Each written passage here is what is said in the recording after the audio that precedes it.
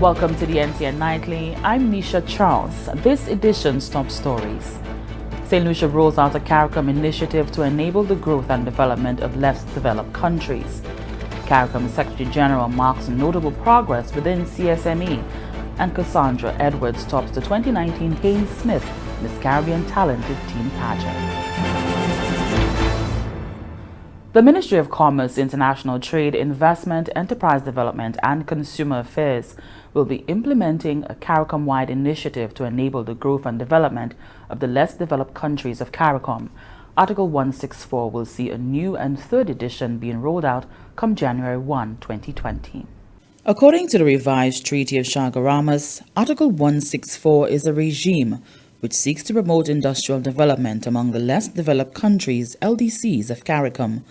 Under this regime, which was first introduced by the decision of the 21st meeting of the CARICOM Council for Trade and Economic Development, COTED, in 2006, CARICOM LDCs, including St. Lucia, may, if necessary, as a temporary measure, suspend community origin treatment on imports of a specified list of goods imported from the more developed countries, MDCs, of CARICOM, and from third countries. The regime covers 14 product groups across 39 tariff lines and provides tariff protection to most of the products on the list for a period of 10 years. Director of International Trade at the Ministry of Commerce, Dr. Thomas Samuel, explains how the regime will work. So if a good on that list comes from an MDC, it would attract a tariff. And in our case, the regime covers 39 tariff lines or 14 product groups. Okay. And these groups or these products are products that the beneficiary countries or LDCs have the capacity to produce or existing production capacity. Executive Director of the St. Lucia Manufacturers Association, Paula James, welcomes the move. A lot of the members are still struggling with the high cost to produce an item. And competing with the MDCs, which is the bigger ones. Some of them have oil, they have the capacity, they have everything, shipping, everything. It becomes harder for our manufacturers to compete. So Article 164 gives them an opportunity to try and put some more systems in place whereby it will help reduce their costs. And from the first round of the implementation of Article 164, shipping has been an issue, an area that we have been trying to address. To get something from here to get to Antigua, you may have to make a round depending on what it is, send it all to Miami, and then it comes back down to Antigua. So that in itself throws your cost way above. Dr. Samuel says that for the consumer, prices would only rise depending on the origin of the product. If the consumer buys a product from, locally, then, or from an LDC, there would be no increase in price. There should not be. If they choose to keep their preferences as far as the brands that they have been consuming, and if these brands originate from an MDC, there is likely to be an increase in price. Because remember, the objective of this arrangement is to actually increase trade and production in the LDCs. Yes. So it stands to reason that the MDC product would be affected. The objective of the regime is to increase the participation of LDCs in intra-regional trade, and in doing so, increase the level of equity in the distribution of the benefits from the CARICOM Single Market and Economy, CSME, by enhancing the competitiveness of the products covered under the Article 164 regime. CARICOM Secretary-General Ambassador Erwin LaRocque has marked notable progress in the CARICOM Single Market and Economy. Susangan English Francis of CARICOM News Time reports. 8 CARICOM member states have agreed to provisionally apply contingent rights to spouses and dependents of persons who work under the free movement of skills regime of the CSME. Those rights allow them to access primary health care and education. Barbados has begun preparations to allow children of CARICOM nationals who work on the island to access public education. The Barbados Government Information Service, in a recent release, said all CARICOM nationals under the age of 16 who reside in Barbados will be afforded access to the government nursery, primary, and secondary schools without being charged tuition fees.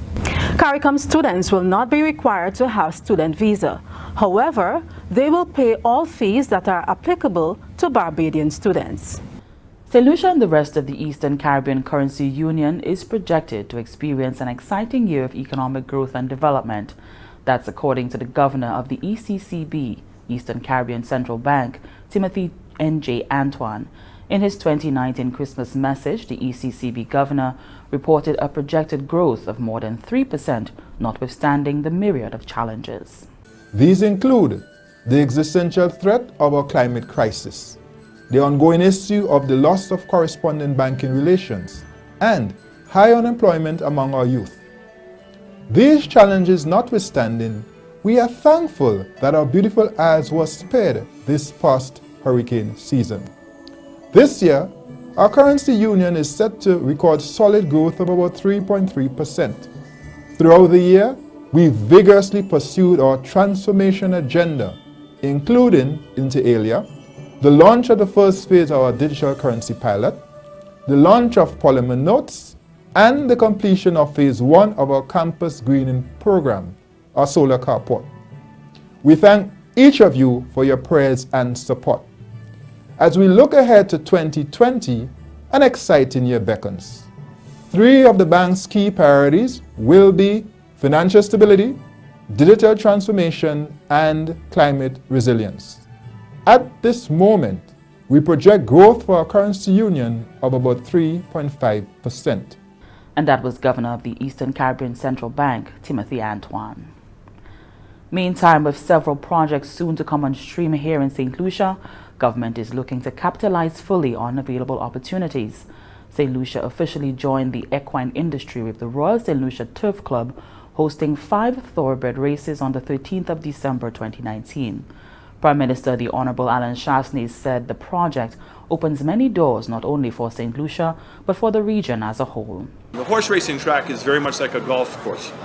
It's a catalyst. In itself, it's not going to make money, but everybody around it is going to make money. And this is a new industry. It's not new to Barbados. It's certainly not new to Jamaica or Trinidad. But I think our attempt here is to take it to a completely different level than anybody else has. And the goal is to cause everybody to be able to improve. And hopefully that the same way that the Caribbean is known as a major tourism destination, that we can collectively together work to make sure that we're also known as a major equestrian destination. And that the kings of this sport all now call the Caribbean their home. So I just want to say that we want to be part of a region. We want to be able to play our part and have this crown in the jewel of the Caribbean. We're bringing a tourist that never were here before. A Barbadian company did the FBO, Paul Worrell. I am. And many of the people that were trained here were trained by Barbadians. Many of the jockeys for many years in St. Lucia were trained in Barbados. And we want to be able to benefit on the experience of Barbados and Trinidad and Jamaica and to marry that with the experience of DSH and particularly China Horse Club. Vice President of Boarding Operations of Tailor Made Farm, Frank Taylor, threw his support behind the project. T.O. King is a visionary. He's done some amazing things in the past, and I believe that there's a great opportunity with the St. Lucia government being able to work with T.O. to combine his vision with their vision, and I think it can be a super successful venture. And the beauty of it is it's a venture that helps this country and helps people to grow.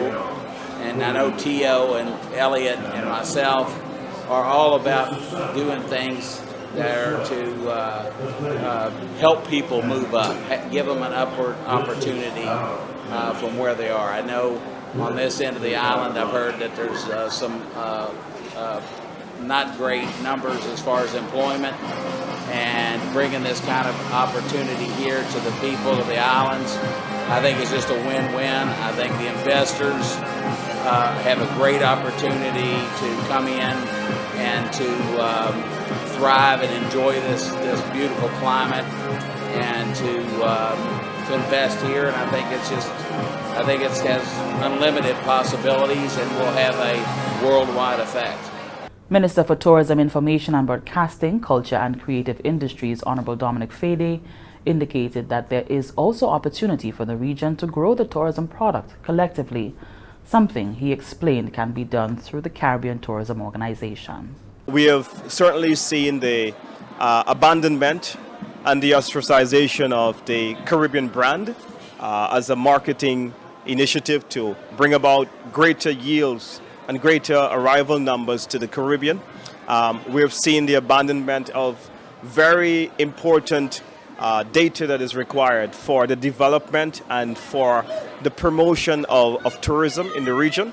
And so the restructuring exercise is aimed at ensuring that these two pillars are optimized, that we first of all build a strong and dynamic CTO that's going to be able to market the entire Caribbean, and as well to build a very strong and dynamic repository of tourism data, so that we can see the region becoming a very, very strong region and being able to compete with some of the leading regions in the world, such as the Pacific and the Hawaii group of islands, even Brand USA. And that was the Minister for Tourism, Information and Broadcasting, Culture and Creative Industries, Honorable Dominic Fede. And this is the NTN Nightly. We'll be back in a moment.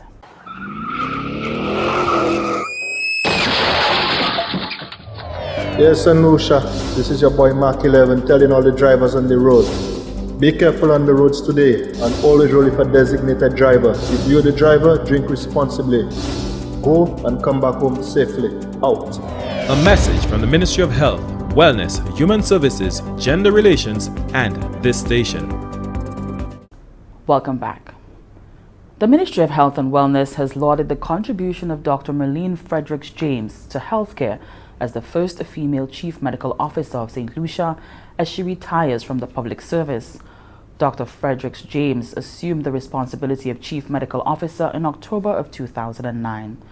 During her tenure over the last 10 years, St. Lucia has noted marked improvements in public health care under her stewardship and guidance. Dr. Fredericks-James has been instrumental in the development and establishment of the present public health structure within the Ministry of Health, which has facilitated the capacity to manage a wider range of programs. One of her greatest passions is professional development and training of officers, and as a result, she has encouraged and facilitated the training of physicians, nurses, environmental health officers, health educators, surveillance officers, to name a few.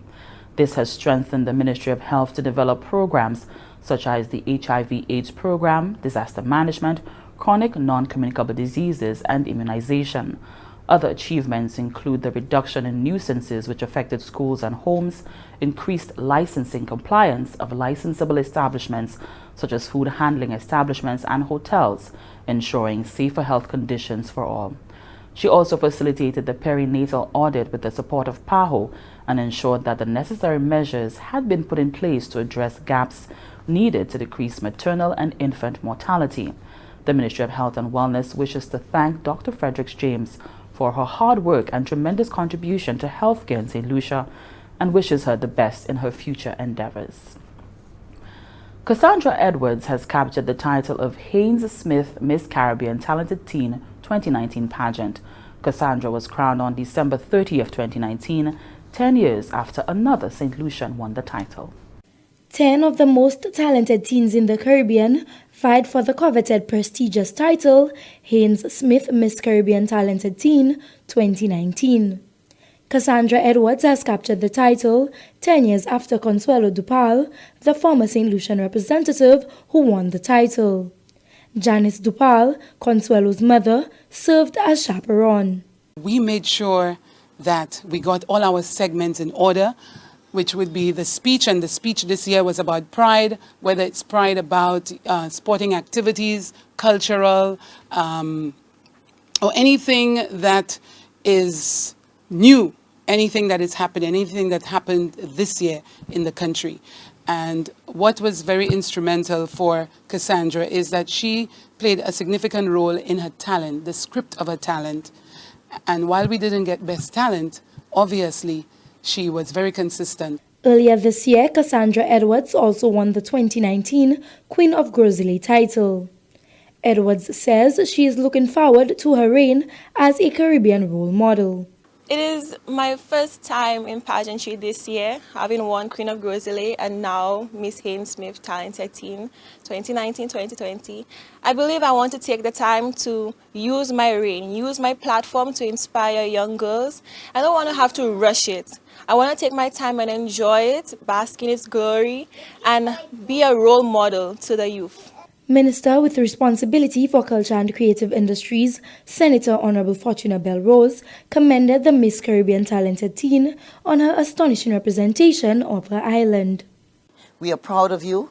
We're happy that you want to continue to be a role model for young people, because that's what it's all about. When you get the opportunity, you get to represent, and you get to represent and be a spokesperson for other young persons like yourself. So we're indeed pleased that you've been able to win and represent us. We are heartened by the fact that this year alone we've won so many different pageants. We are currently the champions at the OECS as well. Yes. Ulika Frederick won that crown. And so you now coming in with the teen crown makes it even more symbolic. The Haynes Smith Miss Caribbean Talented Teen took place on Sunday, December 30th, 2019. From the Government Information Service, I am Anicia Antoine reporting. And stay with the NTN Nightly. We'll be back in a moment. Climat la terre a changé, et ça a affecté nous toutes. Cyclone qui a venu plus mauvais, gros de l'eau et la panne de l'eau qui a détruit les animaux et plants. Quand la mer qui a venu plus chaud, et qui a tué place qui s'est poisson dans la habité. La mer chaude a aussi changé manière ces poissons qui a quitté d'un côté et aller à l'autre côté. Cette liste a contribué un petit gaz en l'espace. Quand un petit pays, nous avons essayé de faire tout ça, nous avons fait pour assurer que nous baisser à la quantité de gaz nous avons servi pour empêcher la terre à venir plus chaud. Et faut pour baisser à la quantité de gaz nous avons servi, c'est mitigation. Le climat a changé. Il y a chaque année, depuis nous tout où le vent la terre, brûler gaz, l'huile et charbon. Et ça a en cause la terre à venir à chaque plus chaud. Ça nous ne pouvons faire tout même, c'est pour adapter. Fait tout ça nous a fait pour préparer et répondre pour ces conséquences négatives à la cause du changement climatique. Nous tous, ça fait quelque chose. Par exemple, nous pouvons assurer que nous protéger tout ça nous avons planté. Servir fumier qui est naturel. Bâtir nous pour abattre des dommages en temps cyclone et gros de l'eau. Construire canal pour de l'eau courir bien comme il faut. Et assurer que le canal là pas désordre. Faire tout ça qui est possible pour vivre en temps de changement climatique. Trouver plus d'informations à ce plan d'adaptation national gouvernement et des démarches ou même ça prend pour protéger le corps et tout l'autre SaintLucien. And here's a look now at what's happening to us.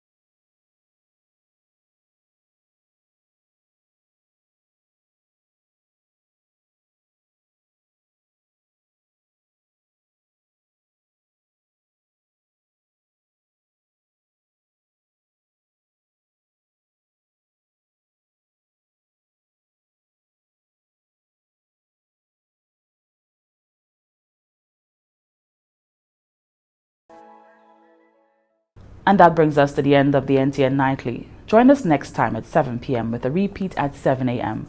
You can also catch up with us anytime on the St. Lucia Government Facebook page or YouTube channel. I'm Nisha Charles.